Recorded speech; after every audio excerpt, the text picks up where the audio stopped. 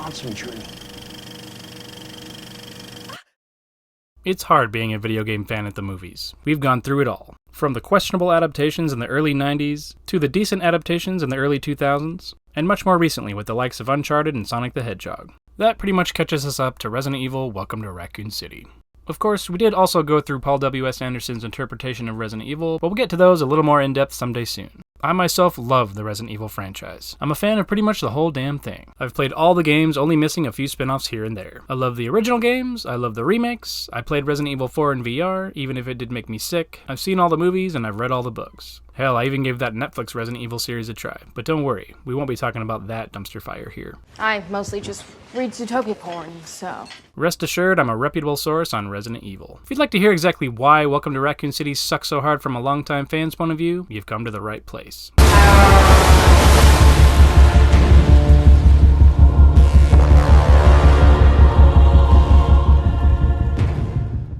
By the end of Paul W.S. Anderson's double trilogy of Resident Evil movies, it was time for something new. Something that most of, if not all, Resident Evil fans lamented was the fact that those Resident Evil movies had very little to do with the games. They're more of a side story in Resident Evil canon about a woman named Alice and her own dealings with Umbrella, the evil pharmaceutical company. Sure, she deals with an undead Raccoon City, the Nemesis, and Albert Wesker and the like, important Resident Evil staples for sure, but something we never got was a true adaptation of the story from the original game. The story of a mansion hidden deep within the chilling woods of the Arklay Mountains just outside Raccoon City. It wasn't until 2017, shortly after Resident Evil The Final Chapter was released in theaters, that Constantine Films revealed that they were rebooting the series and that James Wan was interested in producing. He eventually moved on to the Mortal Kombat reboot instead, and Johannes Roberts was announced as the new movie's writer and director. At the time, Roberts' biggest hits were the 47 Meters Down movies and a sequel to The Strangers, which, in retrospect, probably should have been red flags, but he was promising us something we'd always wanted, a faithful adaptation. He said the movie was going to take place not only in Raccoon City, but in the Spencer Mansion as well. This was big news for us Resident Evil fans. We were finally going to see the mansion on the big screen. Seeing names like Chris Redfield and Jill Valentine in the cast list was definitely cool. These characters had shown up before in the Anderson movies, but they were always just injected randomly into the story and served more as walking, talking Easter eggs than anything else. Name is Chris. This time, Chris was going to be played by Rabi Amell, who I'd never heard of before, but Jill was going to be played by Hannah John Kamen, fresh off of Ant-Man and the Wasp and Ready Player One. We were also going to get Kaya Scodelario from Skins and the Maze Runner series playing Claire Redfield. Claire doesn't have anything to do with the first game, so it was a little weird to see her name in the cast, but we could let it slide for now. Leon Kennedy also doesn't show up until the second game either, but Evan Yogia was cast to play him. These pictures of him look like bad cosplay, but I think we were all excited to see names from the games in the official cast list, so we let it go and hope for the best. Besides the main character names, we were also getting characters like Chief Irons, William Birkin, Sherry Birkin, Vickers, and Lisa Trevor. We were finally going to see some classic side characters in a Resident Evil movie, so it looked like they might actually be cracking into the lore and the story might be a bit more in-depth this time around. Slowly but surely, we started getting more news on the movie, which honestly looked pretty cool. The stars' uniforms looked great, and this picture of the Raccoon City Police Department was one of the iconic images from the games we hadn't seen on the big screen yet, which made us think maybe they really were doing something more faithful and something good could be on the way. Not long after that, we got some posters, and I gotta say, these things look beautiful. Then came the movie's actual trailer. We finally got to see everything in action. We had Star's team in the flesh, we had Lisa Trevor being all spooky scary, we had zombies, zombie dogs, lickers, helicopters crashing, semis blowing up, umbrella stuff everywhere, all kinds of good shit. All set to the tune of Four Non-Blondes, What's Up? Something you wouldn't think should work, but totally does.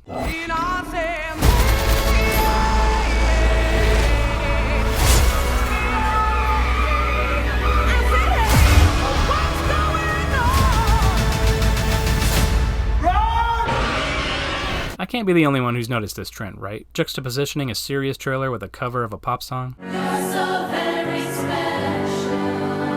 Optimus Prime has left us. We're floating in space.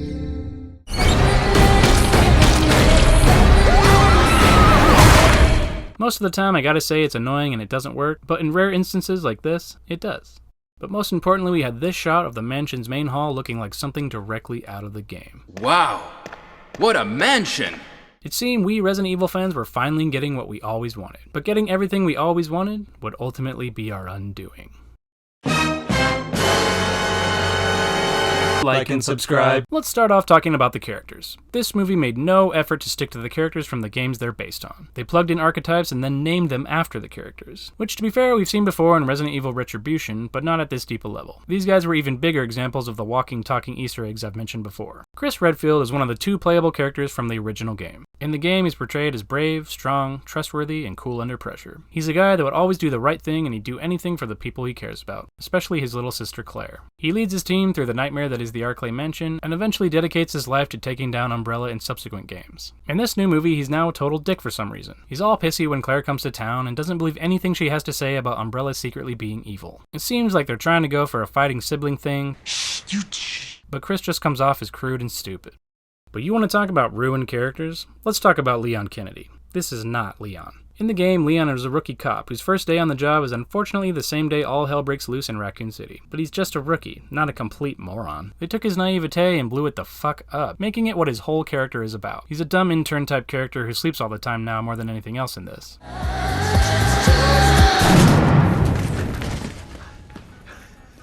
What the fuck?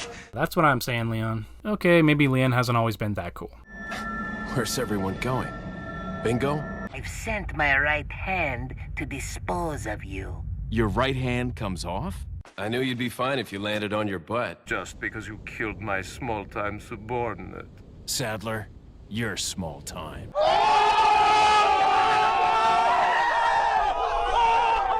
Then there's Lisa Trevor. In the game, she was the ill-fated daughter of George Trevor, the architect behind the Arklay Mansion from the original Resident Evil game. It's a long story, but George Trevor and his family, upon completion of the mansion's construction, are invited by Umbrella to stay there, but are kidnapped and used as human test subjects for Umbrella's nefarious genetic experimentations. This all leads to Lisa emerging as a twisted and grotesque monster. One of the best in the series, actually. In the game, she's an almost ghost-like character that haunts the players periodically. She shows up when you least expect it, and basically if she touches you, you're dead. Oh, and she can't be killed, so that's scary. The first time we see Lisa Trevor in the new movie, it feels incredibly out of place. She's not in the mansion where she should be, haunting the hallways and terrifying the STARS team members. Instead, she's a little girl in the Raccoon City orphanage making friends with little kids for some reason. She feels more like a creepy ghost ripped straight out of a James Wan movie than a character in a Resident Evil game. And good God, look what they've done to Wesker. They've turned him into a frat bro. Just look at him. In the game, he's the evil mastermind behind all of the team's misery, leading them into the mansion to test the new bioweapons. He's mysterious and aloof, hiding behind dark sunglasses. Here, he's just a frat boy lackey. I will say Donald Logue as Chief Irons is pretty damn good. He's pretty much what he's supposed to be, and Logue pulls it off pretty well. What the fuck are you doing here, Leon? Almost too well. His shootout car scene is the only sequence of the movie I genuinely enjoyed, set to Journey and everything.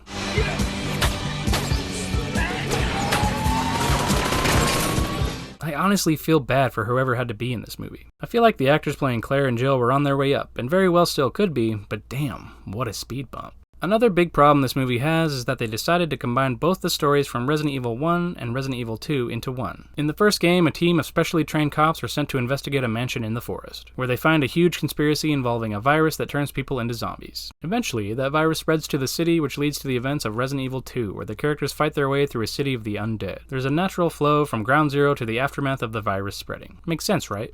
Yep. In this movie, they decide to tell both of these stories in tandem. While the city is slowly becoming infected by the virus, the team is checking out the mansion, and there's no real sense of natural story progression. Things just kinda happen. I guess I can sorta see why they would try this. You get all the iconic moments and imagery from the franchise, just sorta backwards, and I suppose if this movie had been made by a better filmmaker with more time and more money, it might have worked. But as it stands, we got an hour and 45 minutes of convoluted Resident Evil inspired story that is just sort of confusing and weird. Every other scene in this movie is exposition. There's this whole scene where we first meet Claire and it's almost 100% exposition. It's the beginning of the movie, I get it, we need some exposition. But watching these two explain the plot to each other through dialogue is almost torturous. What are you doing out hitchhiking on a night like this anyway? Oh, yeah. Going to see your brother, you said. Right. Used to live here, you said. After the helicopter crashes on Jill and Wesker, he stands there and explains Umbrella to her. They contacted me several months ago. Ben Bertolucci asks Leon if he knows what the T-virus is, just so he can say no, and then he can tell him what it is. Well, it's a virus that genetically modifies the DNA of a living cell, and it's turning these people into fucking weapons, man. Half of the runtime is just saying stuff to let you know it's a Resident Evil movie. It's got zombies, it's got a pharmaceutical conspiracy, and it's got a big, bad, evolving monster that can only be killed with a rocket launcher, so it must be a Resident Evil movie. Perhaps the biggest offense of this movie, though, can be summed up in one word: fan service. That's 2 words! There are good ways to do fan service, and there are bad ways to do it. You can subtly nod to the original source without feeling contrived in any way. Don't we get a phone call? Sure you do. Who you gonna call?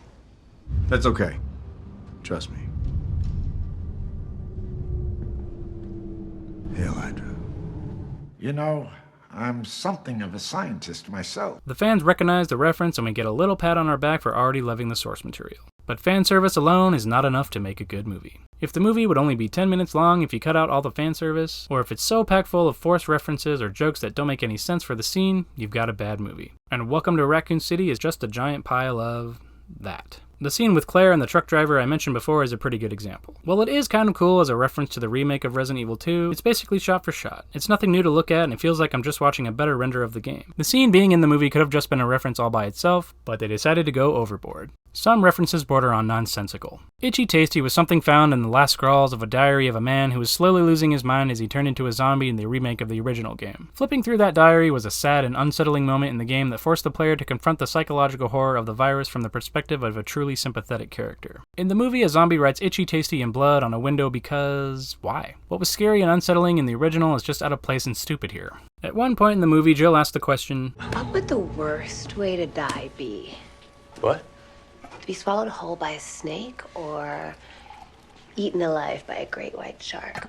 Which of course is a reference to some of the monsters you might meet an unfortunate end to in the original game, but she asked this totally out of the blue here. Not all of the fan service is bad though. Basically any of it that didn't involve anyone speaking worked really well, and the art department really crushed it on this movie. Umbrella is everywhere in the background, the art of the orphanage is straight from the remake of the second game, and this stuffed alligator showed up in the 7th game. We've got this classic moment remade, Chris using a lighter, all the Code Veronica stuff with the Ashford twins, playing Moon Knight Sonata to open a secret doorway, and this body bag rising up, which in itself is actually a reference to the original Dawn of the Dead. I can think of another alternative, yes. Since they seem to congregate in heavily populated areas, divisions among living society. At least let him finish. Gotta remain Let us know. quiet. We've got to remain. The police department looks amazing, and so does the lobby. The zombie makeup is good, this exterior mansion shot is pure gold, the costumes, coloring, and 90s aesthetic are all very well done, even if they do go a little overboard on that last one. That was too close. You were almost a Jill sandwich. You're right. Hey. You snooze, you lose. What? It's Jill sandwich now.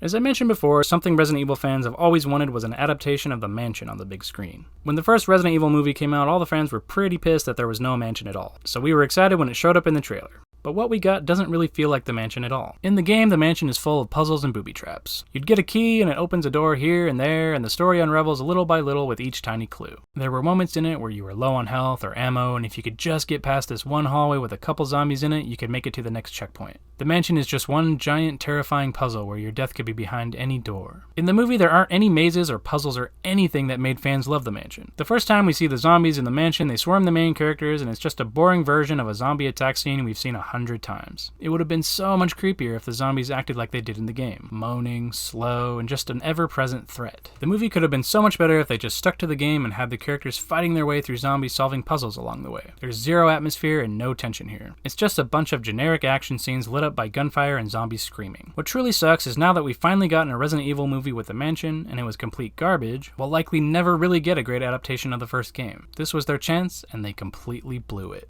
At the end of the movie, there are some statistics thrown up on the screen, like it's our score at the end of our game or something. Besides the movie constantly telling us what time it is, there's nothing else really like this in this movie, so it's pretty out of place. The mid-credit scene is also pretty fucking silly. Wesker puts his iconic shades on, and since this Asian woman shows up, it must be Ada Wong, a popular character from the games. My name is Ada Wong. See? Wesker never really felt like Wesker, so who cares that he's putting these shades on? And Ada doesn't have anything to do with the story, so who cares if she shows up at the end? If they really wanted to put her in the movie, they should have put her in the Raccoon City part where she's originally from. Just more fan service bullshit. In the end, it's just another disappointment. Not only is it a terrible adaptation of a video game, it's just a terrible movie. It's like someone read a bunch of bullet points that needed to be in the movie and forced it all into a script. And now we've got this Netflix Resident Evil show that somehow seems to be an even worse offense to the fans in this movie. I've basically lost all hope for ever having a proper adaptation. At this point, with all the Resident Evil media out there, the fact that they keep messing up so bad is almost impressive. This movie isn't what we thought it would be, it's not what we wanted it to be, and it ended up being another addition in a long line of bad Resident Evil adaptations. Until a filmmaker can combine both the aesthetic and the tone of the games, they're all going to be this way. New Resident Evil games come out every few years, and most of them are pretty great, so maybe we should just stick to those and give up the dream of a good Resident Evil adaptation.